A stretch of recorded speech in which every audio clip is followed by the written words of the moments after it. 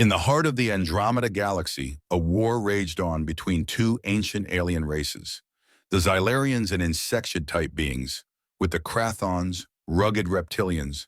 Their conflict had spanned eons, fueled by a deep-seated hatred and a thirst for dominance over the galaxy's resources. Both sides possessed advanced technologies, but their reliance on high-tech weapons and sophisticated battle strategies had led to a stalemate that threatened to consume them both. It was during this impasse that a human colonel, John Hawkins, found himself thrust into the fray. A seasoned veteran of countless battles on Earth, Hawkins had honed his skills in the art of improvisation and guerrilla warfare. When a freak wormhole opened, he and his platoon were transported to the heart of the Xylarian-Krathon conflict. The Xylarians, with their sleek, chrome-plated armor and advanced energy weapons, regarded the disheveled humans with disdain. Their leader, Commander Zartha, scoffed at the idea of these primitive beings offering any valuable insights into the war.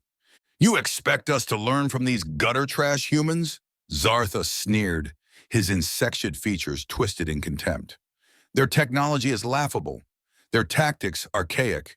We are a race of conquerors, not scavengers." Hawkins, undeterred, stepped forward. "With all due respect, Commander, you underestimate us. We may not have fancy toys, but we know how to win battles with what we have."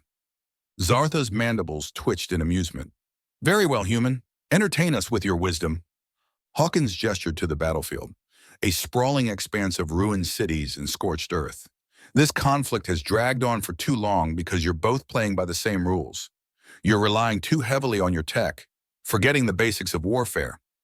He led the Xylarians through the wreckage, pointing out the remnants of fallen Krathon battle drones and energy cannons. "These are your mistakes, left behind. We can repurpose them. Turn your enemy's strength against them." With a deft hand, Hawkins and his team began dismantling the alien tech, rewiring circuits and jury-rigging components. Before long, they had fashioned a makeshift array of traps, mines, and improvised weapons from the discarded Krathon arsenal. Zartha watched, his skepticism slowly giving way to grudging respect. "Ingenious," he murmured, his multifaceted eyes taking in the human's handiwork. Hawkins grinned. "That's just the start. We'll show you how to fight a guerrilla war. Hit them where they least expect it. Keep them off balance, and they'll never know what hit them." Over the following weeks, Hawkins and his platoon drilled the Xylarians in the art of asymmetric warfare. They taught them how to set ambushes, how to move silently through the ruins, and how to strike with precision and then melt back into the shadows. At first, the Xylarians struggled with the unconventional tactics, their pride and reliance on technology hampering their progress. But as they witnessed the effectiveness of the human methods, their arrogance began to fade. In a daring raid, Hawkins led a strike team deep into Krathon territory, using the repurposed alien tech to sow chaos and confusion. They struck like ghosts, disabling key installations and supply lines before vanishing back into the shadows. The Krathons, so accustomed to their enemies' predictable tactics, were caught off guard. Their advanced sensors and defensive grids proved useless against the guerrilla strikes, and their forces were soon thrown into disarray.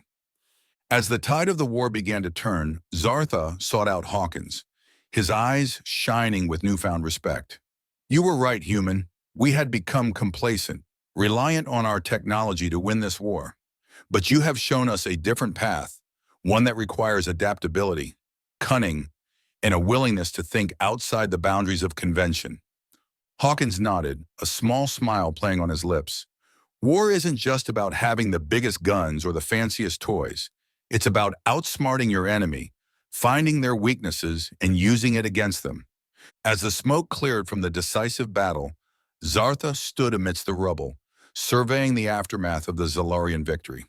The Krathon forces had been routed, their once formidable war machines reduced to smoldering wrecks. It was then that Hawkins approached, his face streaked with grime and sweat, but a triumphant gleam in his eye. "Well, Commander," he said, clapping a hand on Zartha's shoulder, "looks like we showed those Krathon bastards a thing or two." Zartha nodded, his mandibles twitching in what could only be described as a smile. "Indeed, human. Your strategies and unconventional tactics proved invaluable. Without your guidance, we may have been locked in this stalemate for centuries more." Hawkins waved a dismissive hand. All in a day's work, Commander. Just doing what we do best. Adapting, improvising, and finding a way to win. Zartha's multifaceted eyes narrowed. His curiosity piqued. Tell me, how did you know which path to take? How did you anticipate the Crothon's movements and weaknesses so accurately? Hawkins chuckled, a mischievous glint in his eye. Well, Commander, we have an old saying back on Earth. Where there's smoke, there's fire. Zartha cocked his head, his antennae twitching in confusion. I do not understand this human idiom. With a patient smile, Hawkins elaborated. It means that if you see signs of something happening, chances are there's a bigger event or situation behind it. In this case, we noticed patterns in the Crothon's movements, supply lines, and communications. Little things that most would overlook, but to a trained eye, they were like smoke signals pointing us toward their weaknesses. Zartha nodded slowly, his respect for the human growing with each word. Your species may lack advanced technology, but you possess an invaluable skill. The ability to observe, adapt, and exploit even the smallest advantages. I would like to buy you a cold beverage at one of those humans things you called a bar, the commander said with confusion in his eyes. Hawkins grinned. Well, I see you're understanding human customs, your shout. That's why you'll never see a human giving up, Commander. We're scrappy, resourceful, and we know how to make the most out of any situation, no matter how dire it seems. As the two warriors surveyed the hard-won victory, a new understanding blossomed between them. The Xylarians had learned that true strength did not lie in advanced weapons or superior numbers, but in the ability to think critically, adapt to changing circumstances, and never underestimate the power of a determined and resourceful foe. From that day forward, the Xylarians would never again look upon the humans as mere gutter trash. Instead, they saw them as valuable allies, possessing a unique brand of wisdom and ingenuity that had turned the tide of an age-old conflict. And as for Hawkins and his platoon, they had earned a place of honor among the Xylarian ranks, their exploits becoming the stuff of legend, a testament to the indomitable human spirit and the power. The commander of the alien forces had a long night with the humans celebrating, but when the night came to an end, the bartender called last drinks. With a glint in his eye, the alien commander stood up and was a bit wobbly, with the humans laughing. The commander made slight clicking sounds as his translator seemed to glitch momentarily, with the humans waiting for the translation to come through. Not used to these humans' drinks. What do you put in these rocket fuel? I am going to the pisser. I will be right back. The human Colonel John gave a nod, and the commander was smiling as much as insectoid could smile. He was actually heading for the exit and waving goodbye. I think this is what you humans call doing a runner. The humans stopped laughing in shock with mouths open. Well, that sneaky bastard had been listening to our human stories very well.